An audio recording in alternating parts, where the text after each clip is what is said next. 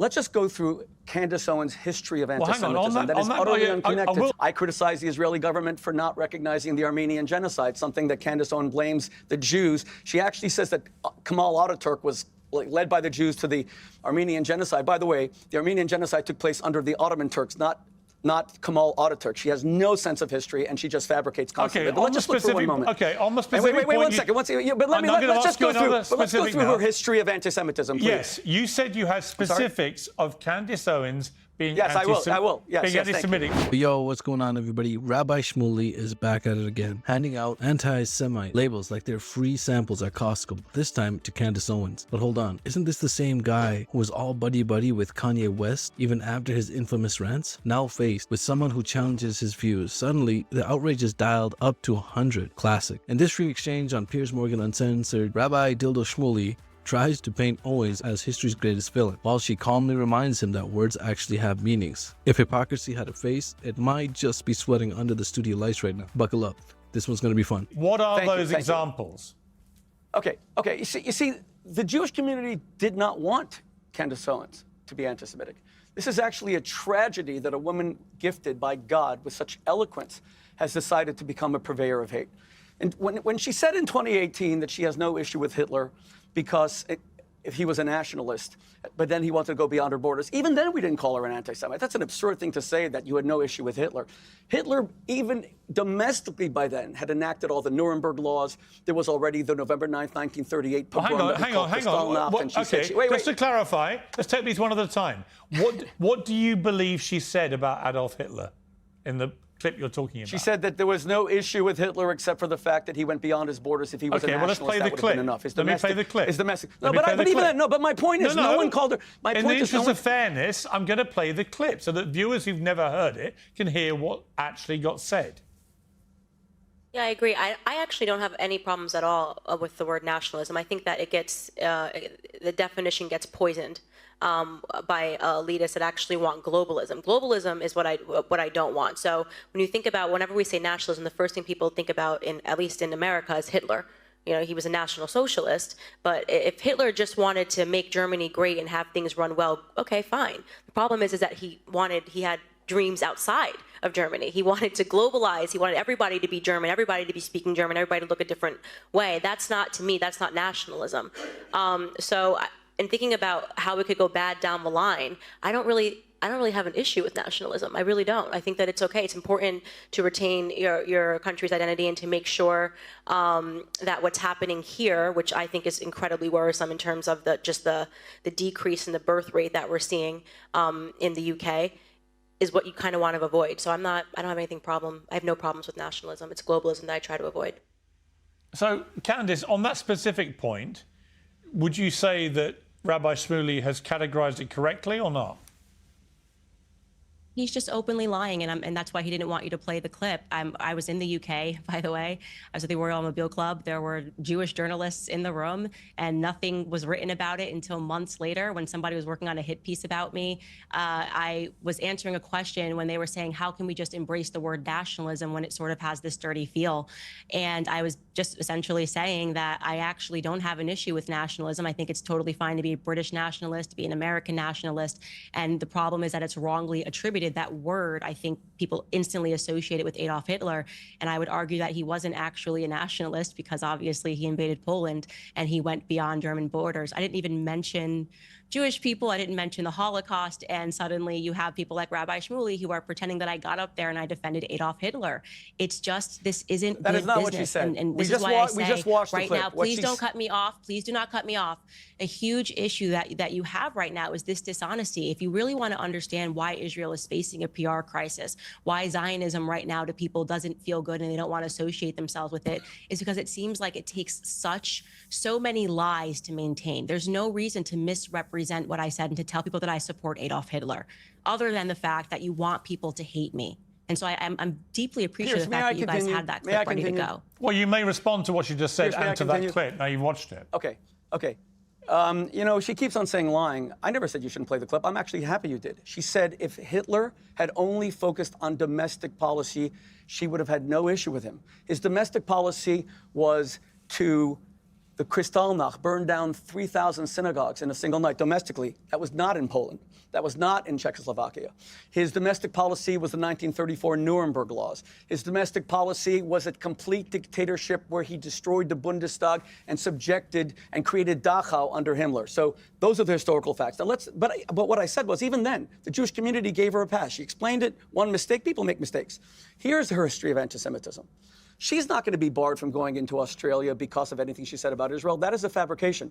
She's going to be barred. Australia is my wife's country, born in Sydney. She's going to be barred to go to Australia because she's a Holocaust denier, because a 100-year-old victim of Yosef Mengele, the angel of death's experiments, came forward and said, "You are going to traumatize me all over again." She actually said that Mengele's experiments, the fourth worst person in Nazi Germany after Hitler, Himmler, Goebbels, Mengele, it was a fabrication. She's an out-and-out Holocaust denier. And Australia, God bless them, took in so many survivors after the war, including my wife's family from Slovakia. Well, let me ask Candace Owens now. Wait, she said that the Mengele experiments were false. Go ahead. Let me ask Candace Owens now two things. One, are you a Holocaust denier, or do you accept that 6 million Jews were killed by the Nazis in the Holocaust? And secondly, do you believe that Joseph Mengele did what he is reported to have done and has been since World War II ended? Thank you for those questions. No, absolutely, I am not a Holocaust denier. This is, again, another fabrication based off of a monologue that I did in which I was putting pressure on the American government to explain why it is a fact that we learned all of these things about the horrific things that Nazi scientists did. And to be clear, Piers, I did not even mention Joseph Mengele's name in this skit at all. I spoke about all of the things that we learned, that we were told over the years, some of which ended up being rebutted, and there were tons of that part doesn't matter. The point is, the end conclusion of that is that the CIA, via an operation known as Operation Paperclip, took the Nazi scientists and brought them to America, where they continued horrific experiments on Americans. That's the full context of that. So they pulled out a statement, one sentence where I said, we've heard all of these sorts of things that they've done, cut people in half, sewed them back together. And I said, that sounds like a ridiculous waste of time. And when you pull that clip up by itself, it sounds like I'm just diminishing all of these stories, when in reality, I'm saying, let's take everything at face value. Let's say everything we've ever heard was true. Why on earth would the American government acquiesce to bringing these scientists over to America? And as a fact, Dr. Mengele was not one of the scientists which was brought over to America. So but just to be clear, you accept, hang on, I'll come to you, Rabbi Shmuley. To be clear, you accept the Nazis murdered 6 million Jews in the Holocaust? Yeah, I have never once in any of my appearances I'm just asking you to clarify denied the Holocaust atrocities. Okay. Ever. And you accept that Joseph Mengele was a despicable man who perpetrated horrendous crimes, including experimenting on Jewish people to be clear, when they were still alive? All of the scientists, the Nazi experiments that were done were horrific. And that's why I was saying they were so horrific that it makes you go, why on earth would the American government in this clandestine operation bring over the Nazi scientists, who then became a part of our CIA and continued experiments onto America through to the 60s and the 70s. And I was quoting what those experiments were that was done throughout the Korean War. Rabbi Shmuley, your response. And I read it. After this debate, we will post every single clip. That was a complete and utter fabrication. What she said was that she doubts that any of this happened because it was, as she just said, a waste of time. The whole Holocaust was a waste of time. Hitler had no winter equipment for his soldiers in Stalingrad under General Paulus in 1942 because the boxcars were taking Jews to Auschwitz. You see, that is what hatred is, Candace. It's where you hate so much that it becomes self-destructive. It's what's happening to you. You're a very gifted, eloquent broadcaster. You are self-destructing before America's eyes because you have some issue with the Jews, not with Israel. So let me continue. You actually said that Theodor Herzl was a Frankist. By the way, when you attack Frankists as a bunch of Jewish pedophiles, you forget to mention they all became part of your religion. They all converted in 1757 to Catholicism. You always omit that. But you said that Theodor Herzl was a Frankist, and you said he set up the state of Israel as a refuge for pedophiles. This is before Gaza. This is before Rafah, as a refuge for Jewish pedophiles. You always refer to Jews as pedophiles. It's the main word you use about Jews. And every historian knows that what began in Norwich in 1099 with the first blood libel, where the Jews were falsely accused of taking a Christian child and drinking his blood, you actually believe that. You said that Christian bodies, this is before Rafa, this is before Israel, that Christian bodies were found all over Europe. And when you speak about pedophilia, you know, it's funny, you just converted to Catholicism. In 2002, Pope John Paul II, a pope that you would probably like, he was very conservative, he was a great man, great friend of the Jewish community, recognized the state of Israel, sent an ambassador in 1994. He apologized, very frail, to the world Catholic community, saying that at least 2% of all Catholic priests were pedophiles. Later, Pope Benedict XVI apologized again. I met Pope Benedict, a great man, great friend of the Jewish community. He said it was 4%. Then Pope Francis raised it probably even higher, 6%. We know 1 million people, almost 1 million people, children in France alone, according to the French government, were abused by Catholic priests. But you've never once condemned Catholic pedophilia. Everyone knows it was the biggest scandal in the world, but only the Jews are pedophiles. Is that anti-Semitism? Okay, let me ask Candace, do you condemn paedophiles in the Catholic Church, Christian paedophiles? Yeah, he's just lying again. Actually, on my show, I spoke extensively about Frankism, and I told people that there was a conversion into the Catholic faith. And one of the things that I believe is that all of the Abrahamic religions have been infiltrated by Satanists, and that is what I've said. So they've decided to pull apart only the piece where I'm talking about Judaism and not where I'm speaking about all of the faiths having been infiltrated, and speaking about how it's important for everyone to recognize this so that you can realize that there is this sort of satanic cult that's operating within all of the faiths. And I think that they use Christians and they use Jews and Muslims as well. I've said that on my show multiple times, so he's just absolutely lying about that. I think the difference here is that you could never, you'd be hard-pressed to find a Catholic that would in any capacity defend pedophilia.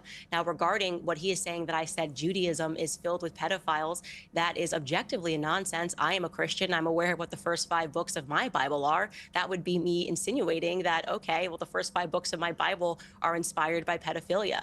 That's absolutely false. What I said, and I'm hopeful that this is something that the rabbi will agree with, is that it is a fact that Jewish pedophiles, American Jewish pedophiles, escape and run and hide in Israel, where they are given safe harbor by the government. That is a fact. They will not extradite our pedophiles. That is an absolute nonsense, given the many billions of dollars that we give to Israel, that we can't get back the men that are raping children.